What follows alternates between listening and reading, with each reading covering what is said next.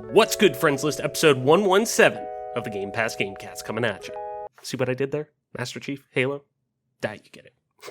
Halo's formula has seen some changes over the years, both good and bad, ranging from small changes like UI and HUD tweaks to more large-scale iterations like art design and advanced movement. But one thing that has stayed relatively similar was progression.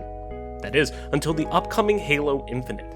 While many have praised the Battle Pass implementation of 343, are they handling changes to progression properly? So, this week, we examine new follow-up info to progression in Halo Infinite, as 343 Industries explains why their previous announcement of completing challenges being your main form of account progression in the game applies best to Halo Infinite. Does the reported 16 to 18 hours of daily challenges sound better on paper? Or will they not fall into the trap of becoming too similar and bland? We lay it all out. Plus, former Halo and Destiny composing legend Marty O'Donnell is facing pretty steep legal fines. Almost 500 Xbox and Dreamcast prototype games have just been released to the public, and much, much more coming up on the newest jam-packed episode of the Game Pass Gamecast. Now the fun begins.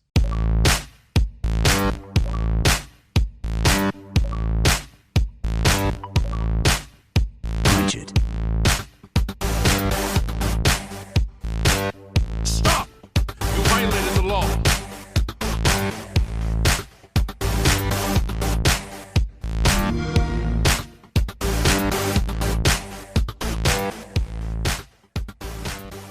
Welcome back to another episode of the Game Pass Gamecast, your weekly go-to podcast for all things Xbox Game Pass, and of course, PC gaming, including news, rumors, and conversation around them damn good video games. You can catch new episodes of the show when they drop each and every Friday morning on YouTube, Apple Podcasts, Google Podcasts, Spotify, SoundCloud, and all other major podcast services. So, of course, be sure to subscribe to us, rate us, review us, all that jazz, everything I tell you every week. Go over there. Simple click, simple review, all that jazz. It really helps out. And if we're not on a podcast platform you use that you want us to get on, that might be a little easier for you to listen to us, just let me know. I'll get us on there. And, of course, follow us on our Twitter at GPGC Podcast to stay up to date with everything regarding the show, video games like it, our dope giveaways. I'm your host, as always, Travis White, aka Travlis, on most internet platforms. Joining me, as always, my partner in crime, Mike Peapack. Mike, what's good? What's going on? And I don't even have to ask what you're about to be playing tomorrow, because I already know. I already know you've been digging in. You've been putting in the work. You're cashing in the brownie points. How excited are you for Diablo 2 Resurrected? I'm super excited for it. I already have it downloaded. I mean, don't get it twisted. Fuck Blizzard still. Like, fuck Blizzard. But I'm really excited for Diablo 2 Resurrected, and so are you. Me too. It's one of those things. Separate the art from the artist. So exactly.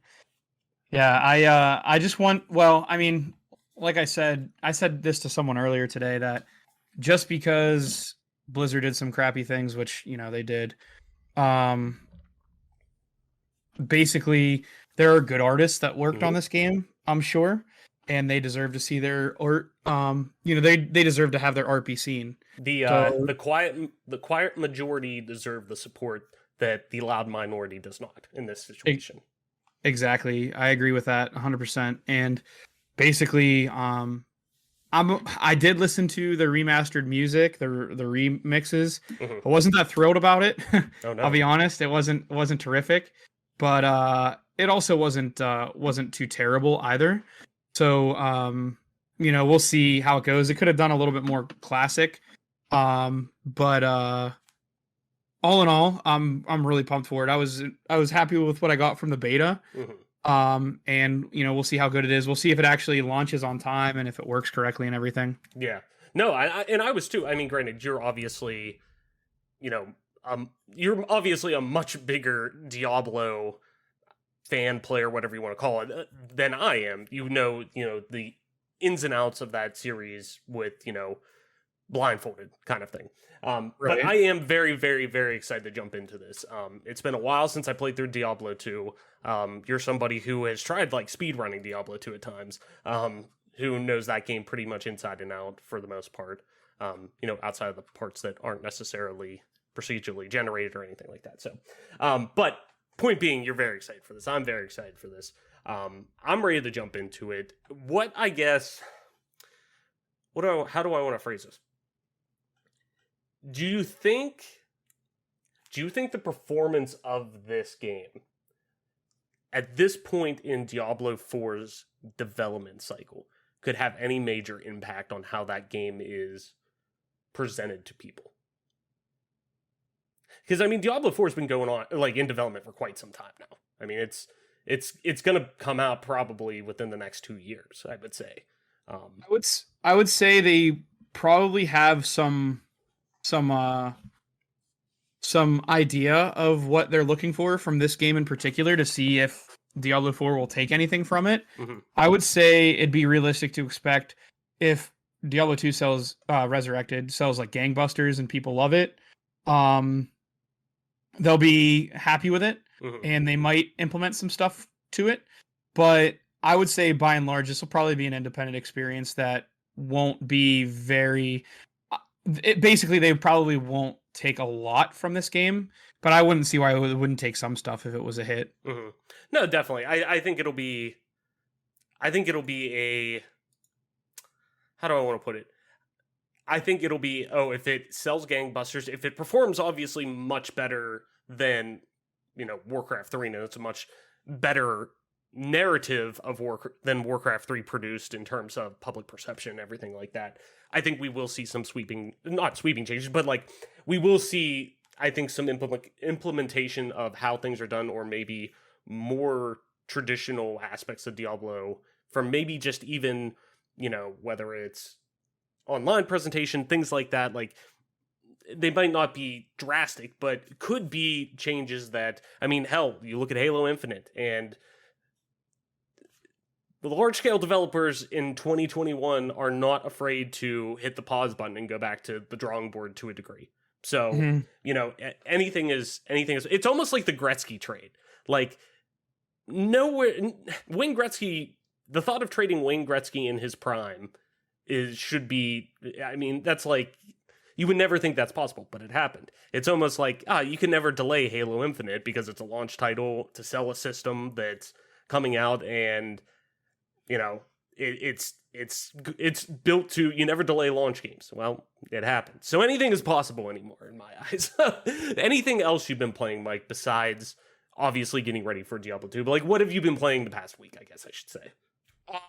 The only thing I've really been playing outside of that is the Phasmophobia had its 1-year anniversary update. Mm-hmm. So I played a little bit of that because they did a complete rework of the journal. So now you can kind of count out evidence, which is a huge change. So like if a ghost touches a window or a door and it doesn't leave fingerprints, obviously it's not a fingerprint ghost. So you can cross that off, and then it'll limit the amount of ghosts that you're looking for. I think that's really cool and really, really easy. And they've done some really great things recently with this game that has kind of turned my head a little bit. No, definitely. And I'm excited. When you told me that, I got really excited to jump back in, because I think that it's so unique to see this game. Because not that I thought that, this is going to be flash in the pan kind of thing or anything like that, but to see this game still have legs really a year almost into, having its full bore, like, I don't want to say renaissance or anything, but like coming out party, really. When this game catching steam, coming out, getting on everyone's radar now. You look at games like Fall Guys, you look at games like Valheim, you look at games like, these other titles that have kind of come out, had their, I don't want to say 15 minutes of fame, but had a really big flash in the pan excitement about them, going, in a boomer terminology, going viral, like on Twitch, having that surge from there that content creators took over these games, Among Us being another one, that you saw this fervor around it. But to me, Phasmophobia is the one that's been consistent in, hey, we're doing things to this game consistently. Like, there is consistent updates to this game. There's tweaks, there's changes. Like, it's like, I feel like it's like every week I'm getting an update for this game. And the development staff is not that big. This is a small indie project that it just really, really impresses me, the support of this game, where you see some other studios with games, and that's no knock against them by any stretch of the imagination. It's you just see that focus has been shifted in other ways. And I think Phasmophobia, luckily being an early access game, has really, for a long time that is, has really been kind of this consistent mainstay for the most part within that genre specifically, because we've seen some games come out, and try to, I don't want to say like, take the take its Steam and stuff like that, but it's like you've seen games like Bigfoot come out. You've seen games like what was the one you showed us the other day? I can't remember it. But like you've seen a lot of I don't want to say imposters come out. Shit. Obsidio or yeah, it was something like that, which looks great. Don't get me wrong, but like nothing is necessarily caught on like Phasma did, because I think it's that perfect mesh of it almost has the like Fortnite and I would even say like CS:GO mentality of the presentation of this game is really simple and straightforward, and it's easy to understand on what you have to do, but it's also kind of hard to master at times, because the harder you get with difficulty with this game, it really does kind of ratchet up a little bit. Like you really have to kind of you really have to become engulfed in this game. Like you have to immerse yourself playing this game at times whenever you finally get to some really high level ghosts that you're going up against, demons or whatever in this game, to try to hunt them, because like you will, one, they will fuck you over, and two, you will fuck yourself over if you do certain things wrong, and basically like can screw over your whole hunt. So like I just am really impressed with this game, the legs it has. I want to get into it and play it. I'm hoping we can play that tonight maybe, but I would like to get into that game and check out the updates, because I haven't in a while. But on my end, kind of been jumping a little bit all over the place. Obviously been playing some Destiny. The big thing was playing Deathloop. Still picking away at that. I was hoping I'd actually be able to finish that. But just with things with work and family stuff, obviously, like I mentioned last week and on stream earlier this week, that I just didn't get a chance to finish it yet. And two, I want to get Adam on here just because he's playing it at the same time. I don't know if he finished it yet. I know he's probably about double my playtime into it. But what's he at? Yeah, I'm about like 10 hours in, so he's almost triple my playtime into it.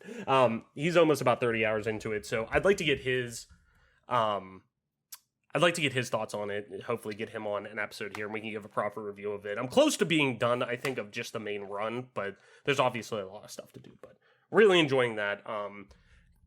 But yeah, just pretty much Deathloop and Destiny have been the only things I've been playing this week. I've been working on a lot of personal projects. I've been taking some 3D modeling classes and stuff like that recently, so I've been kind of focused on those in my free time. But need to change that because I need to play a lot of video games coming up here, because it's getting that time of the year, and we're gonna have the holiday rush here soon, and I want to kind of clean up my backlog a little bit before that gets here, because then there's no chance of my backlog getting cleaned up until like Christmas. So I would like to touch on some of those games at least. But anywho, Mike, I think it's time we head into Button Mash before we get started with our big topics for this week. If you're new to the show, Button Mash is where we go over our quick hit news for the week to get you set up and caught up before we head into our big topics and big news stories for this week. I mean, all of them are big, but you get what I mean. Anyways, though, Mike, let's kick off Button Mash, starting with Digital Eclipse wants to revive Marvel vs. Capcom 2 with a remaster, and the studio head says discussions about the project have already begun. In an interview with Gamer Hub TV on YouTube, Digital Eclipse's Mike Makita said both Disney and Capcom have been approached about the idea. Quote, "We've begun some discussion on that right now, and we're trying to see how far we can go. But ultimately, at the end of the day, it's really not up to us," Makita said. "So all we can really do is just make the best case possible and try to make it easy for them and see if they're interested." In 2009, Digital Eclipse, called Backbone Entertainment at the time, released a port of Marvel vs. Capcom 2 on the PS3 and Xbox 360 digital storefronts. The game was pulled at the end of 2013 after Capcom's license to use Marvel's characters expired. Earlier this summer, the hashtag free MVC2 campaign exploded in an effort from fans to try to make the game more easily accessible. The much-requested update to Madden 22's take on scouting has been delayed to mid-October after it was initially slated to release during September. EA shared details about the upcoming scouting update as part of a deep dive on the Madden website, stating that it needed more time to ensure that the feature was fully ready for fans to experience. Quote, It is important to our team that we deliver what you request at quality, says EA. Quote, we are taking the time to ensure scouting is polished with some additional testing, and scouting will be available to all players as part of a title update coming in mid-October. This may come as a blow to fans who have been waiting for the feature since the game's launch back in August. Unlike many updates that integrate seamlessly, EA's scouting feature will require fans to restart their franchise from scratch after the update is applied. Without this restart, the new scouting feature will not be available. Fans currently playing Madden 22 can still begin a new franchise with the game's present legacy scouting feature enabled. Bungie has added matchmaking assistance to Destiny 2's trial of Osiris mode to make it more welcoming for a wider range of players, but it hasn't launched without its fair share of controversy. For those unaware, Trials of Osiris is a high-risk, high-reward competitive 3v3 PvP mode in Destiny 2 that has players attempting to go flawless by winning 7 matches in a row. By doing so, players gain access to exclusive rewards in the Lighthouse. As reported by Kotaku, the details of this matchmaking change to Trials of Osiris were shared in the latest This Week at Bungie, and are part of the Trials of Osiris revamp following the mode being offline for a bit. The first of these changes is the addition of a, quote, flawless pool that will put players who achieve the flawless milestone by going 7-0 into a matchmaking pool with others who have done the same. Players will remain in this pool until the game's weekly reset. For those who have some troubles in the Trials of Osiris, Bungie will also offer, quote, matchmaking help until they start winning again. Luckily, the temporary nature of this change will hopefully help those looking to game the system. Quote, we are enabling some matchmaking help if someone runs into several blowout matches, Bungie community manager Cosmo said. This temporary help mechanic clears up once they start winning, so don't think someone will cheese a flawless by tanking for a few games and then having a weekend of smooth sailing. Despite Deltarune Chapter 2 being released by itself, series creator Toby Fox has said that his goal is to have Chapters 3, 4, and 5 arrive at the same time. Toby Fox shared the news on Deltarune.com following the release of Deltarune Chapter 2 and said that while he had originally planned on releasing new chapters only when they were finished, he realized that, quote, it's hard both for creators and fans to go a long time without a release. Fox also shared that Chapters 3, 4, and 5 will be when he, quote, will ask for people to buy the game at a price that is currently unknown, but will be more than Undertale, which currently costs $14.99. Fox released both Deltarune Chapters 1 and 2 for free, and has asked players who can afford it should buy another indie game to support smaller developers. Additionally, those who want to support Toby Fox can purchase the soundtracks to Undertale and both Deltarune Chapters from Bandcamp. If you have ever cheated in Call of Duty Warzone and were subsequently banned as a result, it looks like you won't be able to play the next Call of Duty, which is called Vanguard, obviously. Spotted first by Eurogamer, several images have appeared online, including cheating Discord servers and forums, showing players who received either an account or hardware banned in Call of Duty Warzone, also being barred from playing the upcoming open beta for Vanguard. Call of Duty website Charlie Intel confirmed that those with an account or hardware banned in Warzone are banned from Vanguard. Unlike account bans, which impact an individual's account, hardware bans are for serial cheaters, preventing these repeat offenders from creating a new account each time their previous account is banned. Activision confirmed in April that it issues these hardware bans to address the ongoing issues of cheating in Call of Duty Warzone, which is one of many games that has a problem with players cutting corners to gain unfair advantages in-game. Sonic the Hedgehog co-creator Yuji Naka has taken a move towards the realm of indie games following this year's disappointing release of Balan Wonderworld.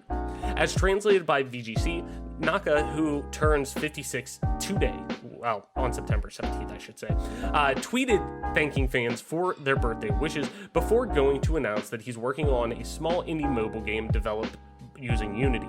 Quote, I've recently started learning how to program again, and I'm working on a simple game for smartphones with Unity, said Naka. I'm making it by myself, so it's not much, but I'm enjoying programming it. I hope you'll be able to play it with the app when it's available. In April of this year, Nakal left his position at Square Enix shortly after the studio's dissatisfying release of Balan Wonderworld. The game, which Nakal himself worked on as director, received an overwhelmingly negative response from critics and fans. Nakal previously told IGN that the game was his, quote, one chance to make a platformer for the publisher. Upon the title's release, Balan Wonderworld received poor reviews, resulting in its current range of high 30s to low 40s across multiple platforms reviews on Metacritic. 1047 Games said its popular first-person portal-based shooter, Splitgate, will incorporate a take on Forge mode before Halo Infinite. In a response to a tweet from KFC Gaming asking its community to, quote, trigger an entire gaming fan base with one sentence, the official Splitgate account responded by announcing, quote, Splitgate will have a Forge mode before Halo Infinite. Originally released in Halo 3, Forge mode is a mode designed by Bungie that allows players to edit, customize, and share maps within the Halo community.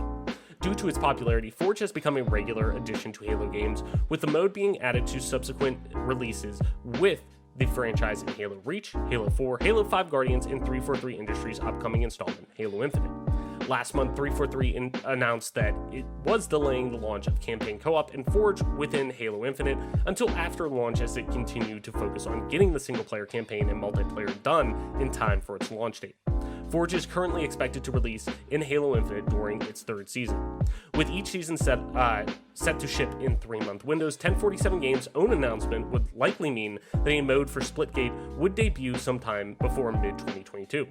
In a subsequent tweet in the thread, 1047 Games explained that its own mode for Splitgate likely won't use the name Forge, but would still allow players to edit maps within the shooter. The developer explained how it might look in Splitgate by saying, quote, imagine placing portal pads anywhere you wanted on Olympus. Tales of Arise has already hit an impressive sales milestone less than a week after its release. Bandai Namco announced today that in just a few days after release, the latest release in the long-running Tales series, Tales of Arise, surpassed 1 million units sold worldwide. This makes it the fastest-selling title in the franchise. Tales of Arise's 1 million units sold brings the total series units sold up to a very respectable 25 million. Quote, we are very proud and humbled to see fans and newcomers' reception playing Tales of Arise, producer Yusuke Tomizawa said. Quote, our goal with the title was to open the franchise to as many players as possible while maintaining the Tales of DNA and uniqueness that has allowed the franchise to stay strong for more than 25 years. We would like to thank players for their support. And finally, Mike, Hello Games, the creators of No Man's Sky, have revealed that The Last Campfire is coming to Steam next month. More specifically, the cozy puzzle game will hit Steam on October 7th. If you're unsure if The Last Campfire is for you, Hello Games is releasing a playable demo for the game on October 1st as part of the Steam Next Fest. Quote, The Last Campfire was a labor of love for a small team at the studio. A press release about the announcement reads, we've been lucky to have really lovely reviews across the board and a bunch of awards and nominations. It seems to have struck an emotional chord with people as well. Now we're finally bringing it to Steam, end quote. So, Mike, it's going to do it for a button mash. Anything you want to run back before we head into our big topics for this week? I'm kind of caught up here because there's a lot going on. There's a lot of button mash going on, but I think the one thing I really wanted to touch on, I did want to talk about, for as bad as they being Call of Duty messed up the anti-cheat for their games, I will say that banning people that have cheated, whether it be account level bans, hardware bans, IP ban, whatever they did, that's actually a pretty crazy development, because I know when it comes to League of Legends, Riot was banning people across platform, like from game to game, as far as Valorant and League of Legends. I'm just impressed that Call of Duty implemented this, because let's face it, I mean, I guess people probably do deserve a second chance, and if it's just an account level ban, then you'll just have to make a new account. But at the end of the day, like, if it's not an account level ban, if it's actually an IP ban, I don't know what to tell you, man. Like, you were complicit in ruining the experience of the game for so many people. Probably purposely tried to stream snipe popular streamers and ruin their experience. you know, you're having people who have 30,000 people watching them at one point in time, and there's people that have aim hacks and are clearly cheating, and there's really no way to answer that if you're Activision Blizzard. Like, there's no way to explain that besides, oh, we don't care, or we just don't know how to do our job, or whatever the case may be. So with all that being said, I just want to give a rare kudos to the Call of Duty team for doing this, because I feel like it's the right call. Mm-hmm. That's the only thing I really wanted to touch on with button mash. No, definitely. I totally agree with you. I mean, you got to give credit where credit's due. And with Activision, you know, the shitstorm that they're in right now, and rightfully fucking so, you know, that is one consistent we've seen across the board for really the past year, I'd say, is actual. I mean, it's like, you know, maybe once a month, if not more, we're getting a story on button mash or something like that pop up where it is, hey, there's been another wave of 100,000 cheaters being banned, you know, or something crazy like that. And a lot of them, you know, a lot of the heavy ones being hardware bans. And granted, I'm sure they're also like, well, shit, we also do want people playing our game and this and that. But there is a much bigger problem if a large majority, or if there's a big portion of your audience, not, you know, not saying like, when I say big, their audience is millions and millions and millions of players, but if you have 500,000 players out of those millions of players cheating, that is a big problem. And, you know, it's tough to see really a game that, in a franchise that encompasses so many people and so many different sects of gamers, kind of have this problem consistently across the board, that we're still hearing about it today. And it's one of those things that, like, you know, it's one thing to cheat a game in the sense of modding it for just straight enjoyment by yourself, or in a custom lobby or something like that. I mean, hell, look at, you know, Half-Life, CSGO, you know, Team Fortress, anything like that, you know, that is one of the biggest things to do in those games. Plus, on top of that, all the different mods to Grand Theft Auto and things like that. But that's all in-house and that's all accepted. When it becomes into the realm of competitive gaming and things like that, fuck out of here. You know, like, it's just clear as day that shit needs to go. And like we said, kudos to Activision for actually, you know, kind of laying it on the table and saying, yeah, we're walking the walk with us talking the talk. Like, you know, we've been talking the talk and we're walking the walk, man. So, like, I give them credit to that as well. And just on my end, if anything, wanted to run back, it has been interesting. I actually haven't jumped into Trials of Osiris yet in my, like, newest fad of Destiny that I've been in, just because I've been waiting to get my character max leveled and everything like that. But it is interesting to see them kind of add this matchmaking help to it. I personally think it's welcomed, and I think that the audience with Destiny has enough, like, the bandwidth within that has enough to support that. Oh, there is somebody who only plays PvE for the most part, but wants to jump into Trials of Osiris to get some high end loot and some exotics, like, it kind of helps balance it out for everybody across the board. And at the same time, though, like, I could see some people having concerns with that, but I think it'll be interesting to see especially now with right now, like, this season, Trials of Osiris is fucking through the roof, like, in terms of the amount of people playing it. The one infograph I saw was, like, it's been the highest, like, it's ever been played right now. And we're talking, like, since launch or something crazy like that. I'll have to try to find it, but yeah, it's with that influx of players, like, it's kind of needed, I guess. So I'm curious to see kind of, like, some statistics that come out of this, like, you know, a couple months from now, to see, like, where we stand, like, maybe heading into the next season, or when Witch Queen launches or something like that. So anyways, Mike, let's head into our big topics before we get too long in the tooth here. So, of course, it's another week, another story about Halo Infinite. We got the big next technical flight or preview, whatever you want to call it, the fucking beta, another beta weekend coming up here this weekend and next weekend, I believe, right? Yeah, it's back-to-back weekends, right? Yes. Okay. Yep. It's this weekend and the following weekend with the I guess the academy will be open for the entire week, so you'll be able to shoot bots. Yeah. So it's, yeah, with more so with an emphasis put on multiplayer, like PvP multiplayer on the weekends. So it'll be really interesting, especially with Big Team Battle coming in. I didn't get a chance to. They're doing a live stream right now, an early look at the this week, or I should say the next 2 weekends technical preview. They did show Behemoth, one of the new 4v4 arena maps. I do want to check that out. So I'm interested to see how that looks. I've seen a lot of praise, at least on the aesthetic of it. So I'm curious to see the layout and whatnot and how people respond to that. But anyways, so we'll have some info to follow up on that, I'm sure, next week and kind of give our thoughts on that. But one thing that we've been hearing about, and we talked about it previously on an episode, but when the information first came out, but was progression with Halo Infinite and kind of the issues that have been popping up, especially since really people getting their hands on, hey, we love the battle pass. We love this, or how you're handling the battle pass, at least, of, hey, I buy this battle pass. I don't have a set amount of time to complete it. I could, 6 months in, whenever we have a couple of them going on, I could pop back and forth between the two to get certain, gear that's in there and whatnot and work on things.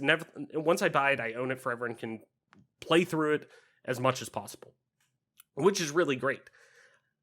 But a lot of people were concerned about how you're getting XP for that. And it's really only through challenges from what it looks like. And that was a big contention to that. And a lot of people too were worried about, like, well, am I going to be able to do, like, if I'm playing for, say I'm doing, a grind session, I'm playing, 5 to 8 hours. Am I going to have enough challenges to try to grind through this? Or content creators, am I going to have enough time to, like, focus on trying to get through this battle pass if I'm a full-time content creator and, I'm streaming a lot? Like, am I going to have that content to play through there? A lot of those questions seem to at least be starting to be addressed. And I want to get your take on this, Mike, obviously, since you were our Halo expert within the group. And I just think it's interesting how they're approaching this. So this is an article that comes from Matt Perslow over on IGN titled Halo Infinite Devs Explain Multiplayer Challenges to Ease Worries About Progressions. Like I said, Matt Perslow over on IGN with the article, as always, link in the description. Halo Infinite developer 343 Industries has addressed player concerns about the game's challenge-based multiplayer progression, saying that, quote, it should take a player 16 to 18 hours of playing before they run out of daily challenges. On the latest Inside Infinite post on Halo Waypoint, 343's community manager John Jusnick outlined how Halo Infinite's progression will work. Rather than progressing through Infinite's battle pass system with traditional XP granted for kills, assists, and wins, XP instead will be provided for completing weekly and daily challenges. Players have previously voiced concerns about how the system time gates progression, as if you run out of challenges that there's no way to push forward through the battle pass. However, 343 states that it will take many hours for that to happen. Quote, at launch, we anticipate that on average it should take a player 16 to 18 hours of playing and eventually winning before they run out of daily challenges, said Jusnick. While we understand the community's feedback around wanting a steady drip of match XP and more ways to earn XP for the Battle Pass, we are optimistic that the system available at launch will give players an adequate means of continually having something to accomplish and a means to progress, he added. Quote, looking forward ahead beyond launch, we expect these systems to evolve in direct partnership with player feedback. The Inside Infinite post also goes into great detail to break down how Infinite's daily and weekly challenges work, which is notably more complex than most games that use a similar system. Infinite has a 3-stage approach in which the first challenges provided on any given day will be, quote, easy tier, such as simply playing a match. After this larger pool, or quote, large pool of challenges are completed, you'll progress to a second stage of challenges that hand out slightly more XP, but are slightly more difficult and must be played against real players, not bots. Completing all these challenges moves you up to more valuable stage 3, in which winning matches is a requirement. The system resets each day, starting again at stage 1. Daily challenges are said to be, quote, strictly engagement focused and appear to be more about simply playing matches. Weekly challenges, meanwhile, are more directed. 343 has offered some examples, including, quote, stay off my yard, which requires you to kill an enemy Spartan who is attacking a friendly zone, or grapple jack, which demands you grapple to and hijack 3 enemy vehicles in PvP. Each player will be given approximately 20 of these each week, and they are randomized per player to avoid everyone chasing the same goals. Completing all weekly challenges unlocks a capstone challenge, which is the same for all players each week and grants a coating or an emblem as a reward for completion.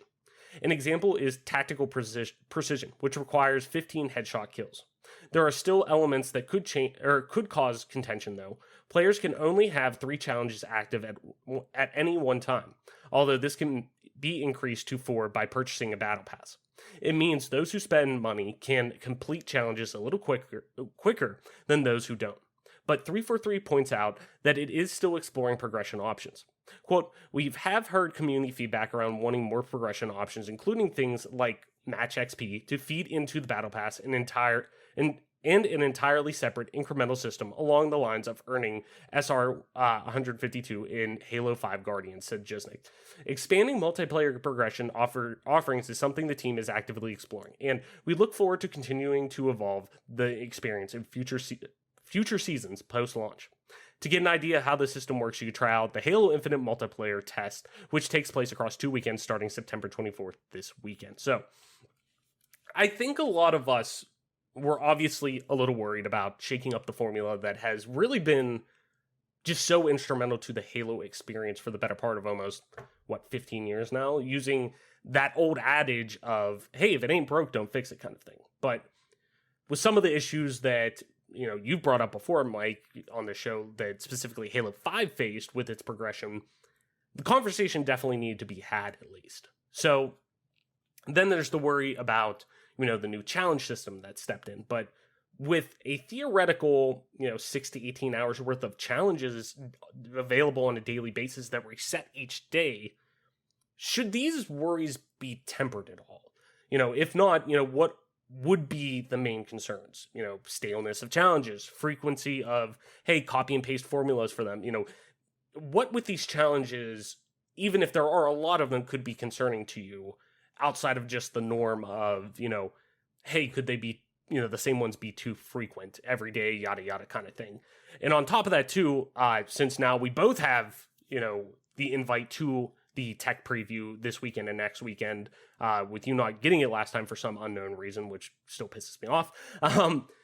With that starting the next 2 weekends, what are you hoping for from this build of the game? And what aspects are you hoping to see their quote unquote strengths, if you want to say, tested ahead of launch? What do you want to see get the focus that maybe isn't necessarily on the board to a lot of people?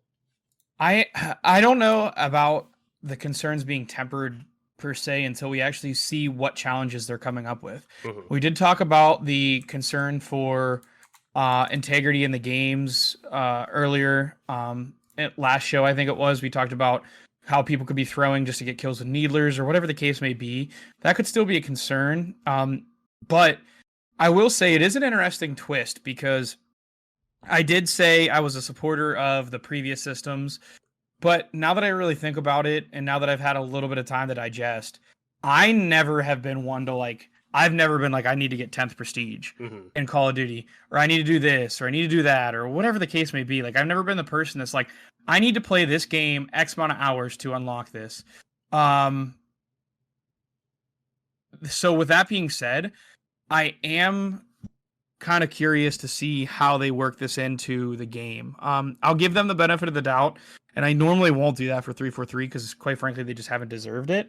But this is one where I think I am going to give them the benefit of the doubt and say, you know what, I think they're going through their paces. They're trying to get this all get this game going off on the right foot, even though they had to have it delayed.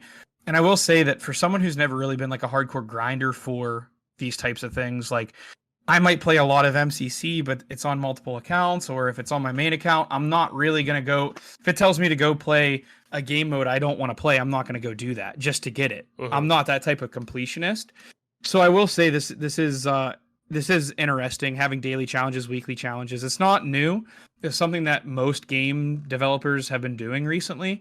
And I will say it is an interesting twist to just completely replacing the straight up grind that would be just playing games. And I feel like they might be trying to combat burnout with this, because if it tells you to go play Rocket Race and go through 10 gates, breaking up just sitting there playing Halo Infinite and getting kills and doing whatever you have to do to get as many points as possible would be fun to just go play some Rocket Race or go do this or go do that. I know me and Adam had a lot of fun with Rocket Race on MCC. So this is a long-winded way of saying, like, I'm interested to see this challenge format in action. We'll see what it looks like when it's actually in the wild. I am concerned about repetitiveness because the Skyrim, like, never-ending side quest comes to mind where you're just doing the same thing over and over again. That's a concern, but we'll see. We'll see what they come up with. I'm willing to give them a little bit of latitude on this because, again, I just haven't been someone who just, like, I won't get on and grind the game for X amount of hours just to complete it, or I won't go play SWAT to get a bunch of points or get a bonus or whatever. I just won't do it.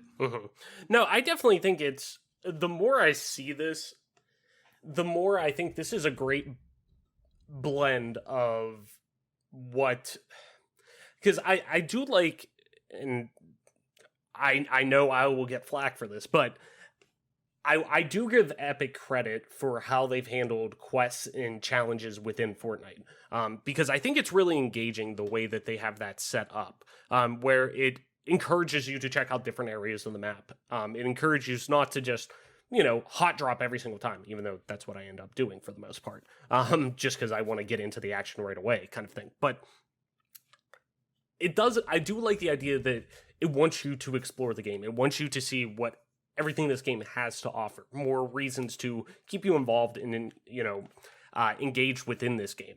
And I think this is a good blend of both traditional account progression that's found in a lot of competitive multiplayer games and something like that aims to get more players involved in the games. And that might involve, hey, doing X game or X, game mode, doing whatever, it could involve that. And I'm not as, like you said, like, I'm not as against going in and trying different modes. Some games, yeah, like, I'm not necessarily going to go and play, I'm not going to go and sweat out Griffball for 20 hours, but you know what, like, if it comes up, like, and it's, hey, play 5 matches or get, 3 wins in a row or something like that would be fun to get us all into just to dick around for an hour, like, yeah, hell yeah, I'll get in there just to get a handful of XP or get a level or whatever, like, it's stuff like that that's fun. Like, I do like doing that. And I like the idea that, hey, every day this resets.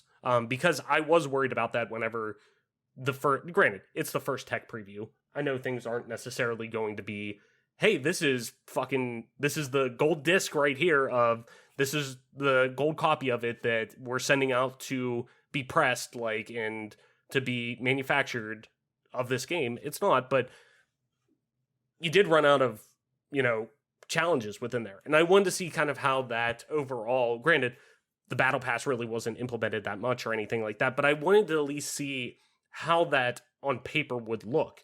And it was like every now and then you'd get like, kind of a random one, like, oh, get 50 kills or whatever. Okay, that's pretty easy to do. You do that in a couple of games, you're done. Or, hey, win 5 games. Okay, like, but I like the tier system of you're always going to just, from naturally playing the game, just like you would with regular XP, you're probably going to get that same equivalent of XP through these challenges in a similar fashion. Like, oh, match XP or something like that.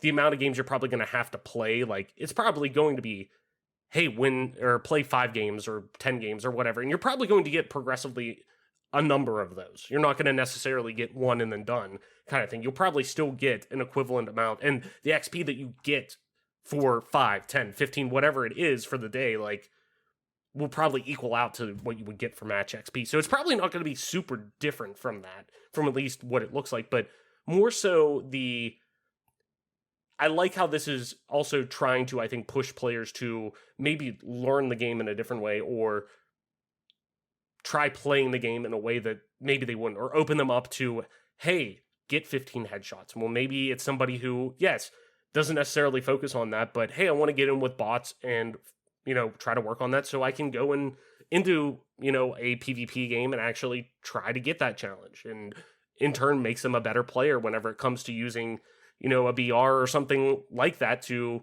you put shots on mats, but then aim for the head kind of thing. Like, okay, cool. There you go. Break shield, boom, dead. Like, stuff like that. Like, so I think it's really interesting that's why I say I think it's a good meld of, hey, it's pushing you to potentially try different game modes and things like that, but also to pushes you to really try to perform better and learn the game more in a more traditional, competitive multiplayer standpoint. But I'll be honest, like, I feel much better about that seeing it, but this is also on paper before launch, and we'll have to see how. The big questions with this game still are, hey, I want to make sure this game, if this game obviously does well and it deserves to be supported, I want this game to be supported long term, and that's on both sides of the sword, like both edges of the sword, like from players, but also they need to have a reason to support this game because there needs to be support on this game from the developer as well, and I want it to be properly supported, like you do, I'm sure. Like it's a two-way street, and this seems on paper a good, at least, hey, from the start kind of thing that could progress. We could see a change to it, just like in MCC. Like we may see, hey, this doesn't work out necessarily like we planned it. We're going to go back and we're at least going to meld in a more, traditional, account-based progression that we've seen. And yeah, like, I'm never one that I worry about prestiging the account or whatever like that. Like, I won't lose sleep over that. But it is a fun thing to do to try to get to certain things. And that's why I think this challenge system could work out relatively good if it's actually implemented in a good way and it actually does live up to the 16 to 18 hours of legitimate content. Like the Skyrim example is perfect. That yeah, you can keep doing, Dark Brotherhood quests, but it's the same fucking thing. It's just copy and pasted. If you just want to keep running those, you could do that for eternity, but after a while it's going to get stale. Like, I want things to keep me engaged with this game, and I think a lot of players do in general. So yeah, I could see them doing, like, there's a lot of different ways they could do that. And like I said, you can just burn out from just grinding games over and over and over again. But if they rotate playlists and they're like, oh yeah, get a daily challenge, and they rotate playlists that are like fun and goofy, like even Fiesta, like I can get behind some Fiesta, like just playing for fun, doing whatever, like I can get behind that kind of stuff. So if they utilize that, like get 10 kills with random weapons in Fiesta, and it just gets you playing different stuff, enjoying the game in a different way, I'm all here for it. That's certainly been an issue with Halo, is like I will get on and like the only thing that is populated or I could really stand to play is hardcore. And like, believe it or not, if I just sit here and play hardcore all night, I get pretty burnout pretty quick because A, there's nothing for me to play for. It's not like there's a tournament coming up. And B, it's an exhausting way to play the game of just sitting there trying as hard as you absolutely can the entire time is tough. Yeah. No, and I totally agree. After a while it will burn you out. It will, like, you doing the same thing over and over again. That's kind of why like battle royales do kind of get old for me. Like, I'll have an itch where, I just want to jump in and do that, and like it'll last for a day or two, and then it's just like, okay, this is the same shit. Like, I can't grind battle royales all day, where, to me, traditional competitive multiplayer shooters tend to keep my attention a little bit more and tend to be a little more dynamic to me compared to a battle royale where it's the same thing, same map, everything like that. There's no real major changes to most. So, but no, I totally agree. Mike, let's head into our next news article, and this one's a little out there, a little unfortunate, definitely, to say the least, but kind of like a you think so kind of thing. So ex-Bungie composer Marty O'Donnell, which I'm sure everyone who is a Halo fan, a Destiny fan, knows who Marty is because his music's fucking fantastic, is ordered to pay the studio nearly $100,000 in legal fees. This comes from Natalie Clayton over at PC Gamer. As always, link in the description. Veteran Halo and Destiny composer Marty O'Donnell has been ordered to pay Bungie tens of thousands in legal fees after being found in contempt of court, Eurogamer reported late last week. Fired from Bungie back in 2014, an act he accuses of Activision meddling, quote-unquote, O'Donnell was ordered to return all assets relating to his work on Destiny and Music of the Spheres, which was a Destiny concept album, back to the studio, and was prohibited from sharing or performing music from these scores. But starting in 2019, O'Donnell began sharing musical sketches, variations, and full compositions on YouTube and Bandcamp, where notably listeners could donate money towards these releases. In April, Bungie filed contempt of court papers against the composer, with a motion obtained by Eurogamer reading, quote, Mr. O'Donnell's very possession of such materials proves he did not comply with the order to return, quote, all material to Bungie. The Superior Court of Washington King County evidently agreed. On July 14th, O'Donnell was asked to remove all Destiny and Music of the Spheres audio from the internet, which he has done. Post a message explaining their removal, asking people who downloaded copies to destroy them, and, quote, to refrain from making any direct or indirect public comment regarding these posts, which he has decisively not done. The composer was also ordered to pay Bungie's legal fees, any income earned through the sales of the music on Bandcamp, and the cost of third-party examination of the equipment to ensure the assets are removed, the total of which is estimated at almost $100,000. While these motions were filed over the summer, details only surfaced this week as part of Eurogame's reporting, though people did notice when O'Donnell's Twitter account briefly vanished and reappeared, and had Destiny videos purged from his YouTube channel.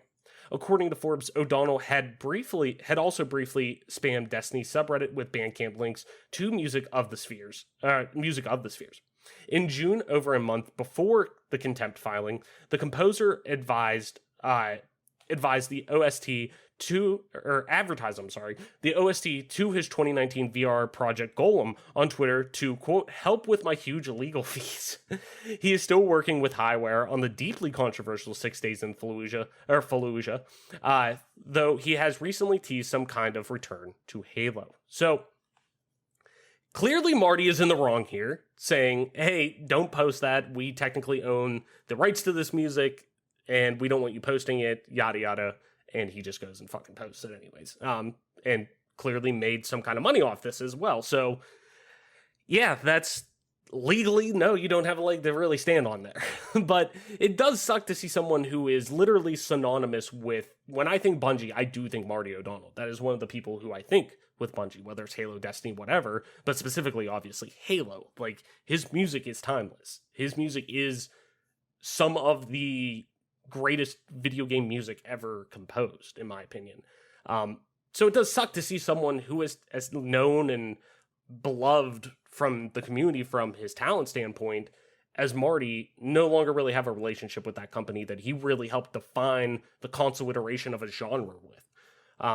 Granted, it's been a while since they, been that way since a while, but nonetheless, it still sucks. So while he's still working on 6 Days in Fallujah and rumors still churning up over it, do we ever really see 343 kind of extend the olive branch in an official capacity, like on paper, working together kind of thing, and see him kind of ever make a return to Halo? We have rumors, and it was, we haven't heard anything of it for over 3 years. I think it was like 2018 that there was an article put out that he was meeting with Joseph Staten when he wasn't directly on the with 343 and Halo Infinite or anything like that, but was with Microsoft and Xbox Game Studios at that time.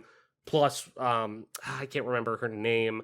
She was with 343, I believe, at the time. Not Bonnie Ross or anything like that, but he was seen with them and meeting with them and tweeting about it and different things like that. So there's obviously been some connection still and whatnot. It could just be old friends catching up kind of thing. Who the hell ever knows? But do we ever see him return to Halo? Do we ever see 343, Microsoft, ever reach out and kind of say, we would love to work with you again, because there is clearly such an innate attraction to his music and his talent from the fan base for so long?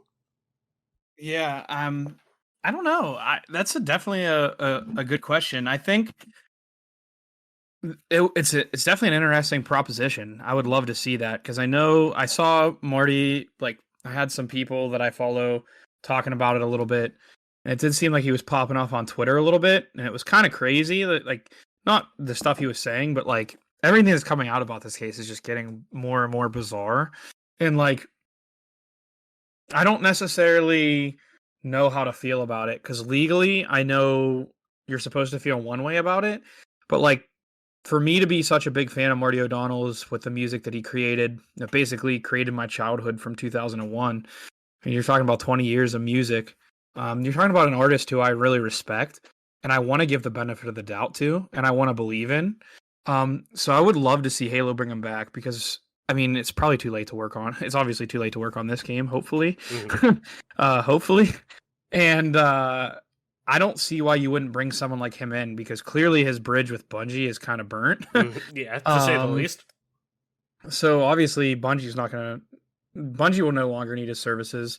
However, it is interesting to think that maybe there's a place for him at back at 343 working on the game that for as legendary and as amazing as Halo has been, I think you'd be remiss to say that or you'd be remiss to or is definitely mistaken to try to pretend like as big as Halo was, I'm not trying to say that Marty O'Donnell is to thank for that or anything of that sort, but I will say that like you'd be crazy to think that Halo would be as big without him. Oh no. And he kind of he revolutionized the effect that music has on people when they play video games. Mhm. I Or at think least before brought it to that, the mainstream, I would say. yeah. I mean, I know you're talking about very you're really, bottlenecked when you're trying to make music on some of those old systems. The one that comes to mind is like, Michael Jackson not giving himself credit for the Sonic 3 because he didn't like the 16-bit and didn't think it could display his music correctly, so he actually didn't even take credit for the music in that game. There's been big people, there's been important people that have worked on games before, and there's been people that have conveyed feelings. You come think about games like Zelda, stuff like that, always very important. But as far as like going out and getting someone like Breaking Benjamin to come make a rock song for the game, or Incubus made songs for the game, and all these other artists did such great things for the game, it is interesting to see him kind of fall into this weird relationship with an employer. And I think everyone can say that they've had negative relationships with employers in the past. So we can all see where he's coming from. And as far as being an artist, I can't even begin to know what it feels like to put your heart and soul into something like this. So I can't even try to begin to feel how Marty feels. But yeah, I mean, why not come home? This is a game, a series in Halo that benefited greatly from having him around. I think he enjoyed making. I mean, it's clear as day that he really loved and enjoyed making the music for it. Video game scores have gotten more and more legendary and ridiculous as years have gone on. So I don't see why he couldn't come back, and especially with the budget that Halo's getting, I don't see why he couldn't come back and make something really special. Right, and that's kind of my thing is there's a reason. It's one thing to obviously want to kind of spread your wings and want to explore different avenues, specifically in creative mediums. You see so many people, so many devs talk about after maybe on the back end of their career say like I was ready to move on to something else, or hey, I didn't want to. The big thing right now that we hear on the PlayStation side is Cory Barlog, the creative director over at Santa Monica Studios, who's in charge of the God of War franchise, that them talking about, hey, God of War Ragnarok's going to cap off the Norse, era within that story. It's going to be the cap of the current, narrative arc that is going on in God of War. And the big thing was, we don't want people, it takes about 5 years to make these games on average. Like, we don't want people necessarily to feel pigeonholed and take 15 years to tell a story. And obviously for fans as well, but also too that, hey, we don't want people to, the people who work on it, we don't want them to necessarily feel stale all the time, like with what they're doing. We don't want them unless they want to, obviously, but like, if you work on something for, 10 straight years, I'm sure you're going to want a little bit of a change to come along. I'm sure you're going to want something to, shake up what's going on in your life at times. Like, it's not necessarily healthy 24/7. So, if it's obviously great we're seeing him work on different things. Obviously, there's a lot of, issues surrounding and controversy surrounding 6 Days in Fallujah. Like, with what that game is built around and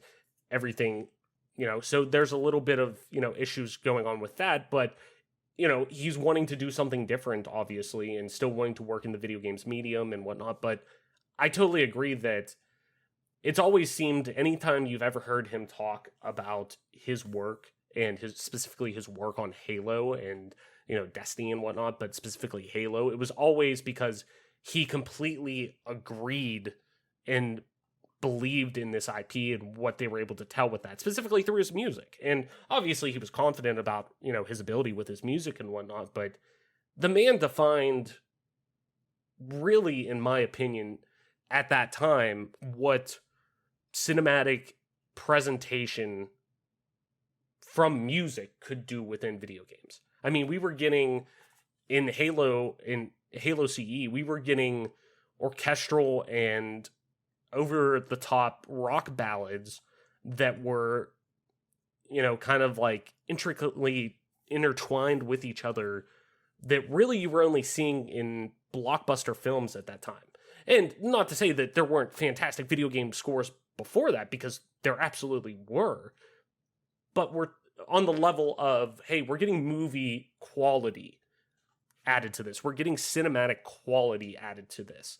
That isn't necessarily MIDI files or anything like that. We're getting actual full-blown, at that point, CD quality added to this. And that's what was really impressive about his music at the time. And I think he was the right composer to do that at the time, because his music was so emotional that wasn't really found in games like that specific, like Halo, in a first-person shooter specifically, when they were more,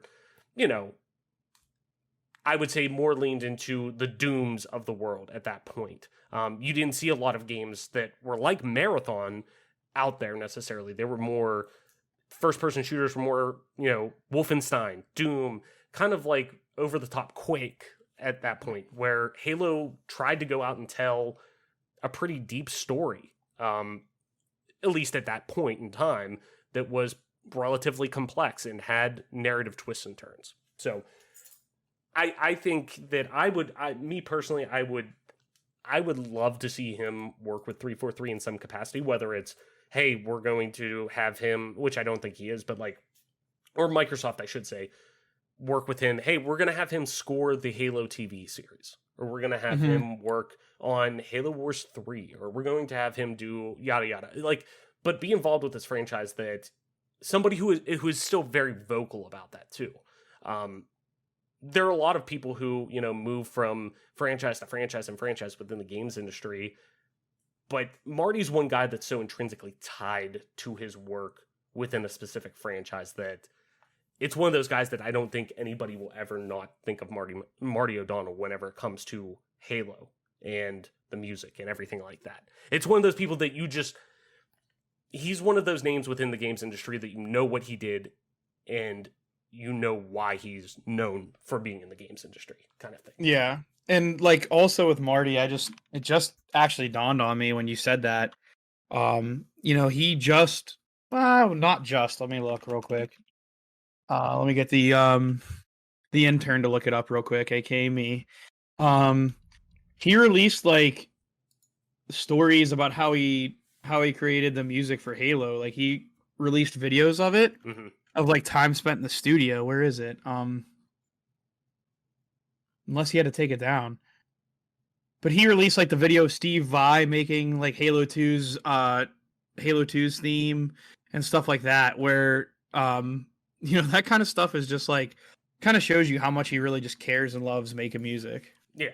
No, I totally agree. So it'll be, I'm curious what the future kind of holds for him in games. I want to see the response. I'm curious to see the response to 6 Days when that eventually comes out, and what the populace just says about that game in general and how it's received. But I'm curious to see how his music's received, but I'm also curious to see what he kind of does on the, the back nine of his career. Because he's also said hey, I'm contemplating retiring and stuff like that. But I would think he would want to go out with something that's kind of a bang. I'm sure a nice cap to his career. And obviously with the legal fees that he's going to have to face coming. Yeah, it looks like he deleted the Steve Vai video, and other people have re-uploaded it because of, I'm guessing, partly because of that. Right. So there you go. It'll be interesting to kind of see where his career goes. But I'd love to see him work in Halo again because he's just so intrinsically tied to that franchise. That is my childhood, like you were saying. So anyways, Mike, let's head into our last news article for this week. And it's a really interesting one, kind of a fun way to cap it off here, because I love hearing about these kind of projects that I would like to think are more archival and more preservative, that I think is really important to gaming. And this is really cool. Almost 500, quote, new Xbox and Dreamcast prototypes just got released. This comes from Renata Price over at Kotaku. As always, link in the description. Project Deluge, a video game archival project from the Hidden Palace, may be the single biggest game preservation effort yet undertaken. Since March, this dedicated group of video game archivists have been releasing many hundreds of unreleased prototypes for classic systems, and now it's the Dreamcast and Xbox's turn. Project Deluge publicly launched in March of 2021 as an archival project dedicated to documenting and uploading never-before-released game ROMs from the massive catalog of one extremely dedicated collector. This includes prototypes, early press copies, mid-localization builds, and perhaps most exciting, entire unreleased games. Each of them is dumped by the apparently very nice owner, checked for differences from the final build, and then finally play-tested by a devoted team of archivists. The unique features of each build are then categorized in a disk image is uploaded to the archive. The project's debut back in March saw its release over 700 pre-release curiosities for the PlayStation 2. Some Saturn, PlayStation, and CDI protos followed in April, and just a few days ago, on September 18th, the team completed the gargantuan task of documenting almost 500 Dreamcast and Xbox prototypes, which are now available for everyone to check out. Each of the 135 Dreamcast prototypes included in this batch had to be dumped by hand using retail hardware. Dreamcast GD-ROM disc can only be read by Dreamcast because Sega used a proprietary 1GB disc format it called GD-ROM. To actually pull the data off of these prototype builds,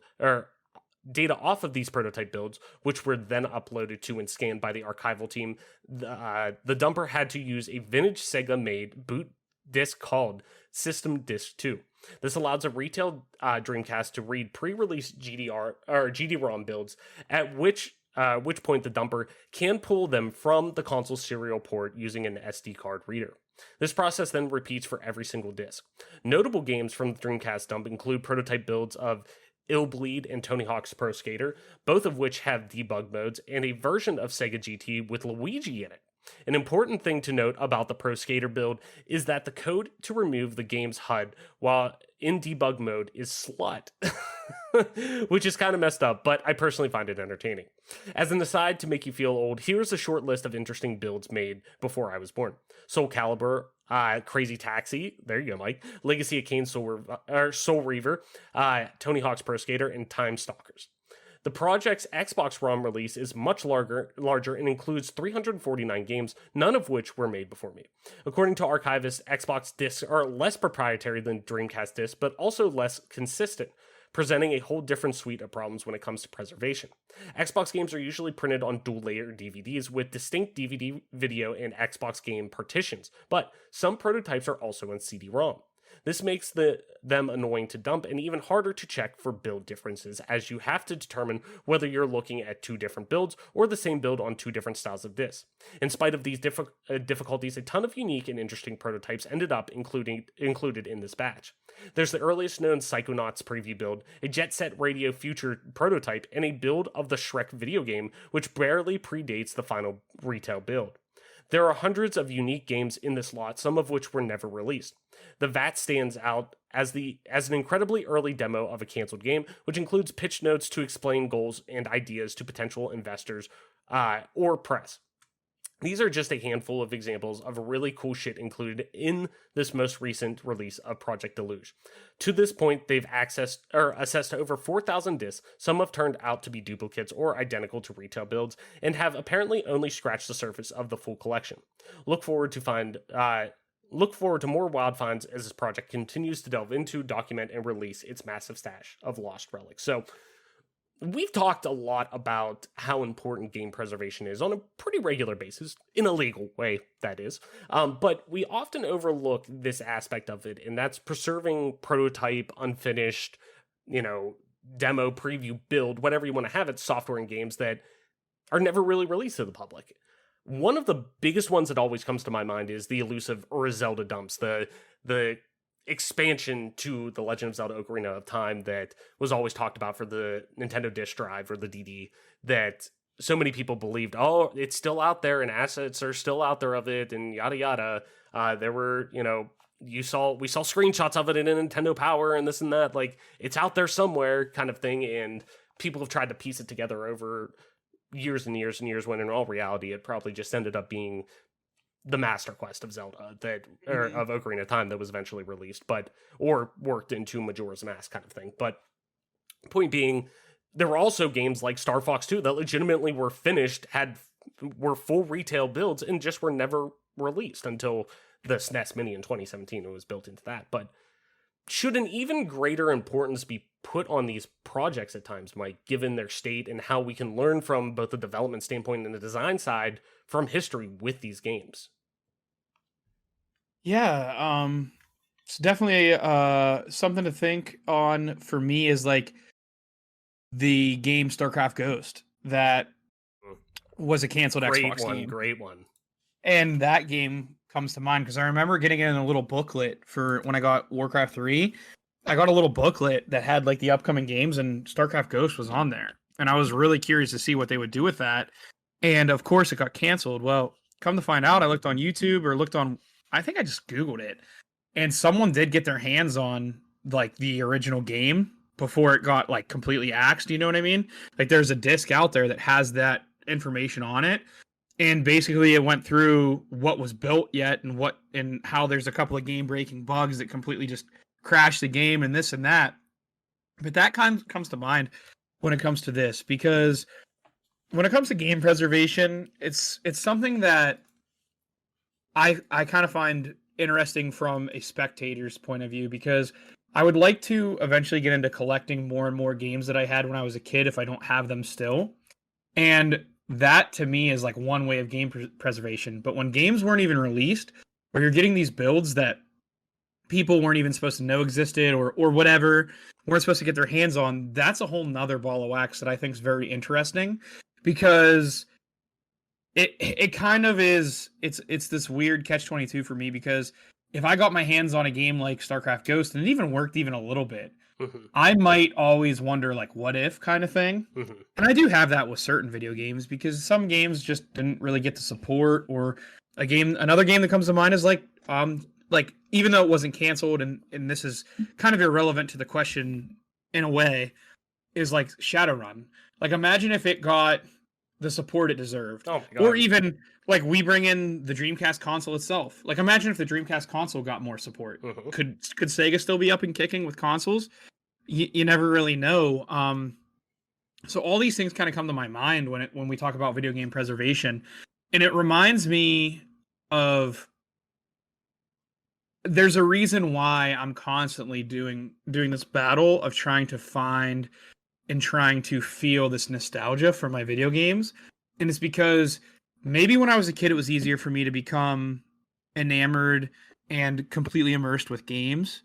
Maybe since I'm an adult, my outlook on life has changed and things are changing, and I don't really, not that I don't want to play video games, because I do. It's just like I don't feel the same way I did about them. And even if I get a glimpse of feeling like I did when I was a kid, it's worth it to me. So with game preservation, especially when you're trying to revive these games that never even got released, it comes to mind of like, what would have happened if this game actually got finished and released? What could have happened with these companies or this or that? And all this kind of comes into a way of like how far some people might say how far we've come with game design. Some people might say how far we've kind of gone away from the glory days. I guess some people might say that. But to me,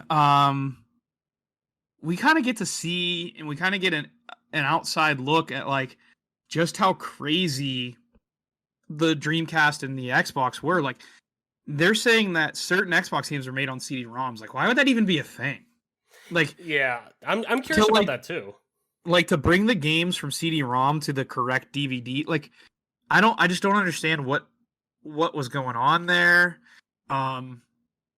It's just crazy because it does feel like there were a lot more studios that were just kind of fly by night back then. Mm-hmm. I don't know how else to explain it other than fly by night studios, where it's like they popped up, had this sick, nasty idea of making this game. It didn't work out, and then they dissolved, and now they just go work for other companies. You know what I mean? Mm-hmm. So it's definitely interesting, and I think as we get further and further away from, boy, it's crazy to think about, like, original Xbox and Dreamcast, because I can still remember being a kid playing those, man. You're going to see more and more of this come up. And eventually, I would love to see a video game, like, I know they have video game museums, you know, that's a thing. Mm-hmm. But I would love to see some of these curators and collectors, you know, the company we're talking about here, Project Deluge, like, I would love to see them work with the Hidden Palace I would love to see the Hidden Palace, work with someone and create some type of museum. Because, you know, you brought my attention to a YouTube channel that's pretty small, Hard for Games. And just the stuff those guys have is just so crazy. It's just stuff that you heard, like, was going to happen, and then it just never happened. And as a kid, you never ask, whatever happened to the CD drive that was coming for the Nintendo? Like, you never ask those types of things, but, like, those guys have it. And that's just so cool to me because it might provide you a little bit of insight to, like, what actually happened or what was happening back then. Mm-hmm. No, definitely. And that's what, you know, and like you were saying about Hard for Games, yeah, their channel's really kind of evolved into a channel that now kind of focuses on a lot of prototype builds and different things like that really they're ending up kind of getting to be this, you know, channel that's known for that now, and, you know, really had success over that. I believe it was Spider-Man that they found a hold on, I'm pulling it up here. Yeah, so Unreleased Spider-Man 4 game found, and they had all this, you know, this build of a fully playable, to a degree, you know, Spider-Man 4 game found, like, that they were able to find and get a hold of, and it was for this tie-in game. It was a tie-in game for the inevitably canceled Spider-Man 4, like Tobey Maguire Spider-Man. So, or Sam Raimi too, I guess I want to say, or whatever. But, you know, they've been doing stuff like that for so long on these different preview builds and, you know, beta builds and things like that. Like, it's really, really interesting to see things like that pop up. But yeah, like, and especially too on the Xbox side, you don't see a ton of, it's mostly a lot of cartridge-based games because it's interesting to find. I think it obviously lends much more interest, I think, to people, because of their age and things like that, in terms of the games that they show. But it's mostly, we're finding prototype builds of, you know, Ocarina of Time, or, you know, Sega games, or, you know, SNES games, or PlayStation games, things like that I think you're starting to find, and you never really hear about Xbox necessarily. Some 360 games have popped up and things like that we've seen. Another one that I always thought was really interesting that people got their hands on finally was the PSP version of Oblivion that never came out. It was in development. There were screenshots. There was a playable demo of it that people have now been able to get the ISO of. I believe it's an ISO that they ported it as. But really, obviously, there's a reason why it never really made it past an alpha build of this game for the most part, because just the PSP with one flat joystick really didn't work for a game that you probably should require dual joysticks. You know, it should be a twin stick, you know, system like you would see with any modern first-person game on console. So there's a reason why. But it is interesting to find those things and keep those things long-term. So I find it super important to, you know, even have a higher emphasis at times. But more so just in general, like, we're hopefully going to start seeing that more from that generation of Xbox and Xbox 360 as we start to go. And even games like, you know, Forza Horizon 3, I think it was, or 2. What was the Forza game that was literally just delisted? Forza Motorsport 7 is delisted now, officially. So, for people who don't have that game on disc, they're not able to buy it. They can go and still download it, but, like, eventually that game now is going to be, to a degree, lost to time because of, I'm sure, licensing issues and things like that. But then what? And granted, there's other Forza games to play, but that could be something that somebody had a hand in developing that they may lose credit to that eventually because the game isn't out there to be produced. A lot of cartridge-based games too. Like, that's why I find it super important, and I think you're slowly starting to see Nintendo play ball a tiny, tiny bit with people, outside of those who make, like, iterations on their games and things like that. But, like, they are a lot slower to get, at least in my opinion, from what I've seen, ROM sites and things like that taken down because of, I think we're starting to see more game preservation. I think we're starting to see more people have a hand in keeping those games alive, especially on the NES side and SNES side and N64 side, where those games being cartridge-based, they're starting to fail. The batteries in them are starting to go. Save files are being lost. Cartridges are just being damaged and lost. Like, eventually we're going to lose those things. So it's like if you're someone like me who, like, loves GoldenEye, mm-hmm. like, you should be amassing copies of it. And, like, Right. that might sound shitty to some people because they're going to be like, well, why do you need more than one copy? Well, like, what happens if in 40 years I want to play GoldenEye and it Right. just doesn't work, right? Like, Exactly. that's the type of stuff that, like, I want to play the original cartridge. Right. And that'll be me in 40 years, even though I'll be 70. I'll be wanting to play GoldenEye. I do not. I completely see that. So I don't think you're joking in any fashion. Anyways, Mike, I think that's going to do it for our episode. Before we end it, though, let's end a party chat where we propose one question at the end of each week of the show that we want to discuss with you. Could be as simple as what's your favorite story beat in the game, what you've been playing, yada yada, or it could be a little deeper as to, what are great games to help the discussion of mental illness and mental health forward. And after answering questions like that ourselves, we kick it over to you to tweet or email your responses to the question over on our Twitter at GPGC Podcast or email bonusaccessory@gmail.com, and we'll read some of the responses the following week. Last week's question: what do you think needs to be a bigger success, Gear 6 or Avowed from Asodian? And B Colony01 over on Twitter said Avowed because it is a new IP and could eventually have internal competition with the Elder Scrolls 6 as a franchise. I like that. So, Mike, this week's question: what do we see released first? A revision to the Xbox Series S or the Series X? So, like, how we had the Xbox One X and PS4 Pro last generation. Will we see a revision or a slim model or something like that to either one of these consoles? Which one would we be more likely to see first? The entry model Series S or the, high-end Series X? I think the Series S is already pretty small. Mm-hmm. I could see, like, the Series S getting a buff. Mm-hmm. Like, basically, like, getting better hardware in it before we see a new Series X. That would be what I would think. See, I'm kind of torn. I can see that happening where the Series S really just becomes, hey, here's the Xbox. Here is, like, they remove the branding. Here's the Xbox. Whatever. I don't even see them calling that, where it's just literally the entry level to this system or whatever you want to call it. Like, here's the Xbox Series, whatever, like, where this is the entry level model now that gets you 4K or whatever eventually, where 4K is then the bare minimum that games are being played at. It's the new 1080 kind of thing. And the Series X gets a bump to 8K or whatever, which I think it can go up to 8K. I know the PS5 has the ability to, I think, checkerboard 8K, or it'll be able to expand to 8K when it's supported, or at least is supporting 8K.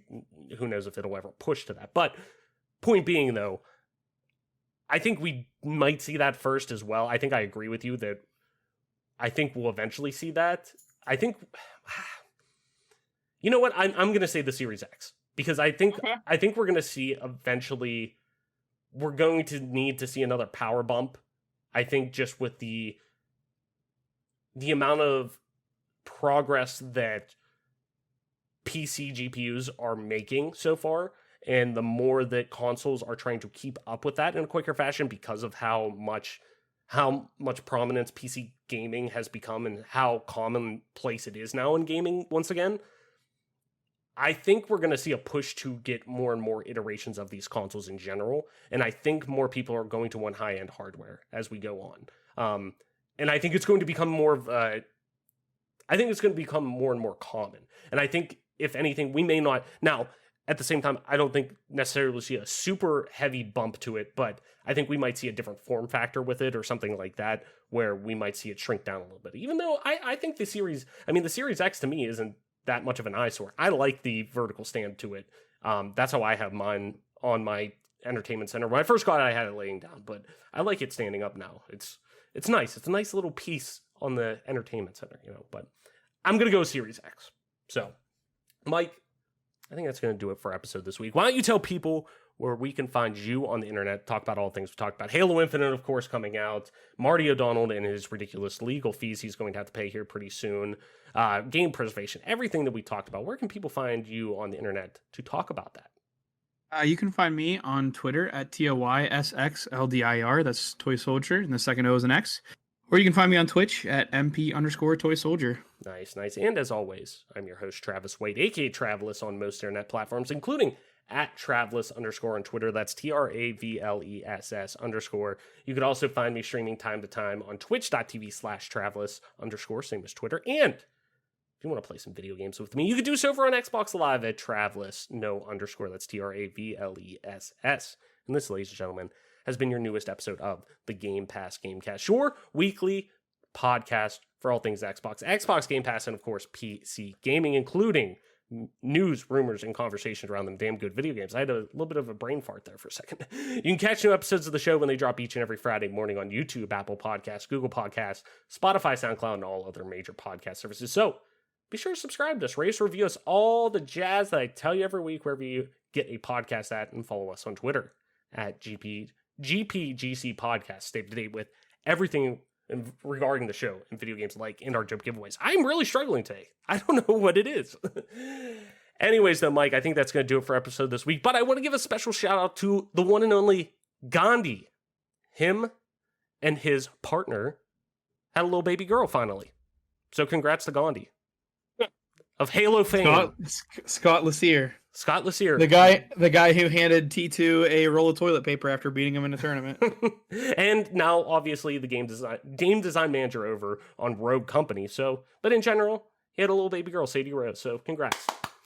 Congrats to our friend Gandhi over on Rogue Company. But anyways, that's going to do it for our episode this week. Mike, thank you for coming by. And thank you all for listening, sharing, and being a part of our growing community. Game on, wash your hands, listen to the doctors, Black Lives Matter, and we will see you next week.